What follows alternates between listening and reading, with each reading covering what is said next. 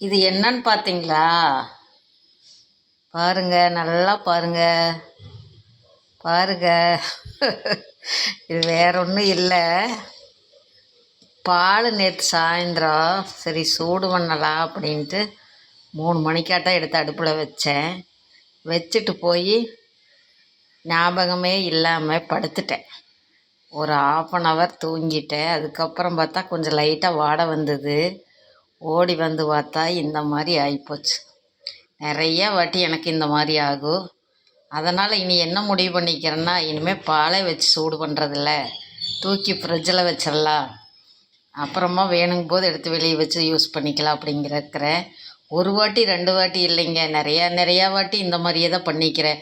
ஒவ்வொரு பாத்திரத்தையும் அந்த பாத்திரத்தை கழுவி எடுக்கிறதுக்குள்ளே எனக்கு போதும்னு உயிரே போயிடும்.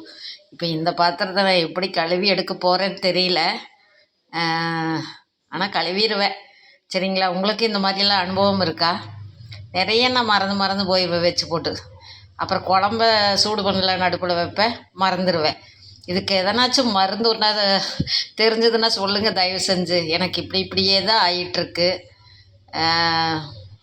அப்புறம் பார்த்திங்கன்னா காலை வேலைகள் தொடங்கியாச்சு. பாத்திரமெல்லாம் கிடக்குது, கழுவணும். அப்புறம் பார்த்திங்கன்னா இட்லிக்கு சட்னிக்கு எடுத்து வச்சுருக்கேன். சட்னி அரைக்கணும், தேங்காய் சட்னி. அப்புறம் இங்கே பார்த்திங்கன்னா கத்திரிக்காய் கொத்து ஆகிட்டுருக்கு. இது நான் அடிக்கடி செய்யக்கூடிய டிஷ். அதாவது இட்லிக்கு செமையாக இருக்கும். பெரும்பாலும் நான் இந்த கத்திரிக்காய் கொத்து தான் அடிக்கடி செய்வேன். ரொம்ப பிடிக்கும்.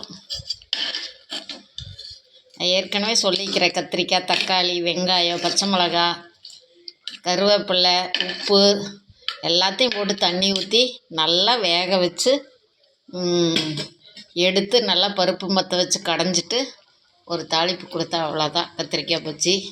நீங்களும் இந்த மாதிரி செஞ்சு சாப்பிடுங்க. சரிங்களா? Okay, video முடிச்சிடலாமா?